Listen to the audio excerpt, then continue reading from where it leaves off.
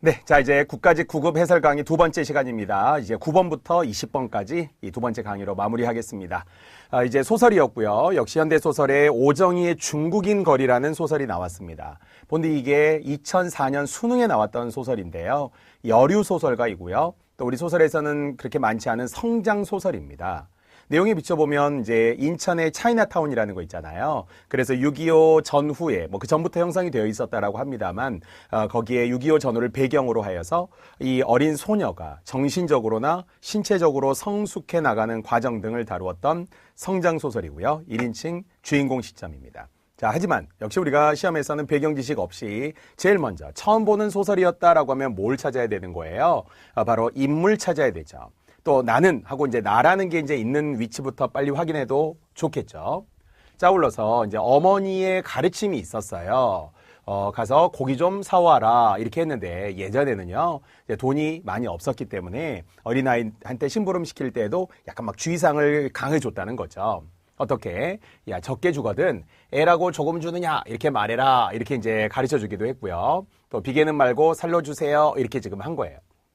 그런데 이제 가서 바로 이제 중국인이 고기를 팔고 있었고 중국인들이 많이 사는 거리니까 그래서 애라고 조금 주세요 이렇게 아주 조그만 애가 와서 말하니까 얼마나 좀 신기하기도 하고 어이도 없었겠죠. 자, 그러면서도 이 중국인 이 주인은 그냥 알았어 이렇게 하면서도 뚱한 얼굴로 나를 바라보면서 고기를 주라고 지금 한 거예요. 예, 이렇게 고기로 달래요. 이렇게. 그래서 약간 웃으면서도 좀 맹랑하다 이렇게 좀 느꼈겠죠. 그러면서도 고기를 주었어요. 이렇게 라고 말이죠.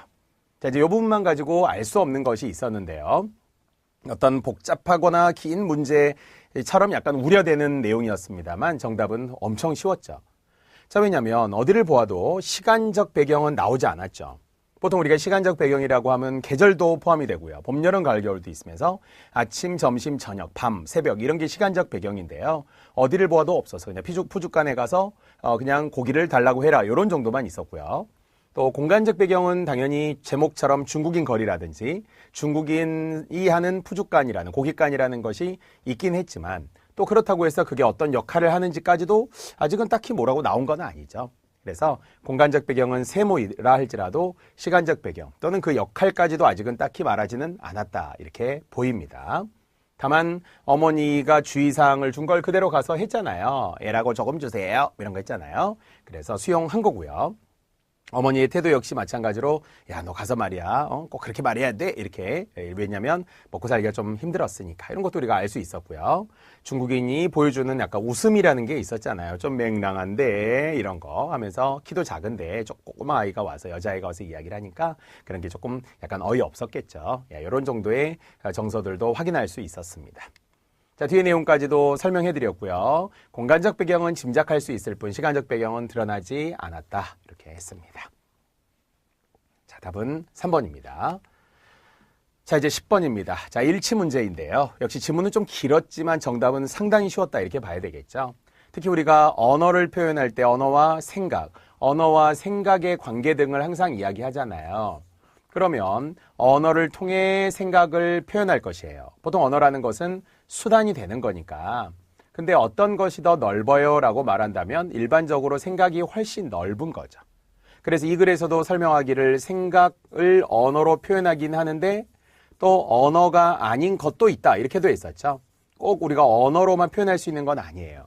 예를 들어 우리가 어떤 표현 중에서는 비언어적 표현이라는 게 있는데요. 언어가 아니지만 표현하는 거 있죠.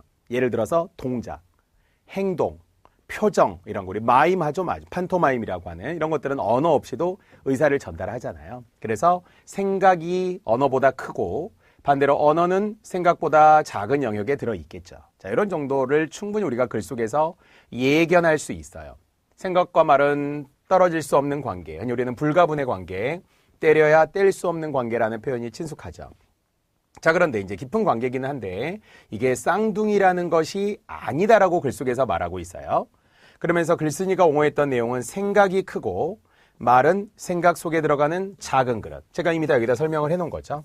그래서 글쓴이도 우리는 앞에 것이 아니라 뒤에 것라는 것으로 옹호하고 있더라라는 거죠. 그래서 역시 뒤의 내용에서도 쌍둥이가 아니니까 자, 결국 생각은 넓은 것이고요.